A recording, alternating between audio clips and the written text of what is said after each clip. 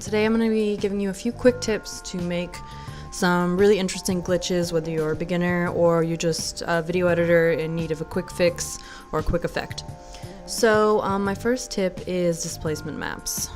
Displacement maps are really useful and great for creating and distressing footage for a glitch. So up here I have it already set up with this little background of my logo. So we have an adjustment layer, and here is the displacement map set on here.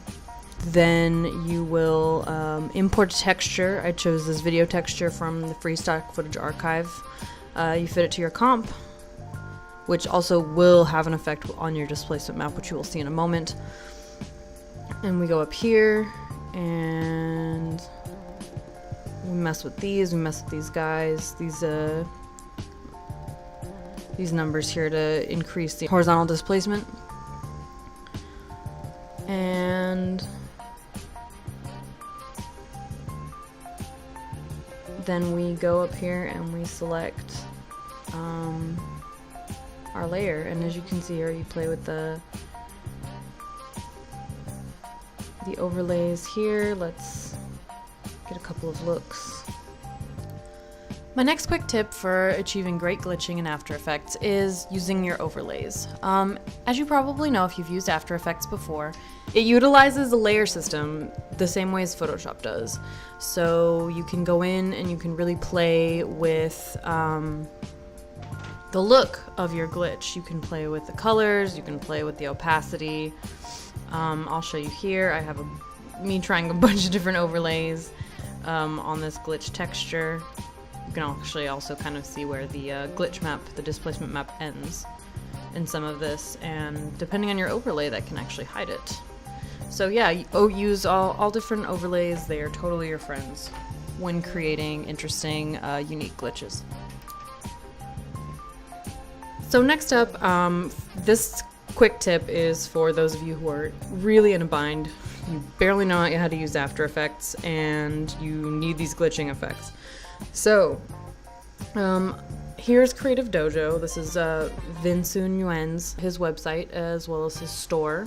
It's a great resource for motion graphics design. You can see here that all of these scripts that he does are suggested price, and you can actually get them for free if you want, if you can't afford to pay him, which once upon a time that was the case. Though I have to say, support independent artists because, you know, it'll come back to you as an independent artist. Yeah, and you just load in that script, and at the click of a mouse, you've got a really nice glitch effect with an easy control panel. This advice can go for glitches or for anything else actually, but don't think that because you're using something that's distorted, people won't be able to tell that it's good quality. Always try to use some good quality stuff. This channel here, Free Stock Footage Archive on YouTube, this is a great channel for glitch effects. Tons of free stock footage and sound effects for glitching, as you can see here, all over the place. I've been using this channel for years, and the quality of the stuff is really great. But just try to remember that all the glitching in the world won't hide substandard animation and, you know, substandard resources. My next quick tip is to use the wiggle effect. The wiggle effect is a very simple expression used in After Effects. You open the position here, you click Alt on the little stopwatch, and you type in wiggle, parentheses, and then two numbers separated by a comma, and then close the parentheses. And the first number is how many times a second the object's going to wiggle, and the second one is how much in each, on the X and Y axis, it will wiggle. So we've got 10 here, and 10 times a second in a range of 50 pixels in the X and Y coordinate. Now, if that was a little too much algebra for you, I'm very sorry. I can't really explain it more. Just the first one is how many times in a second. The second one is, you know, the range of motion, basically. Yeah, so that is the wiggle effect. Let's crank it all the way up for the end. Yeah. See, that's a very intense glitching effect. And remember, with the overlays, you can just use that as an overlay over everything else. My next quick tip for glitching is the Bezier warp. You just type in Bezier warp into the effects and put it on your nice clean adjustment layer, and you can see this little ring of arms forms. It's not really a ring, but border. And you know, let's keyframe all these suckers right here. Boom, boom, boom, boom. Take it all the way to the end, or you know, 4 seconds, whatever, and then just play.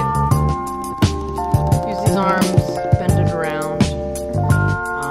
This is a great distortion technique. It almost always looks great, especially if you throw a nice little blur vignette on top of it.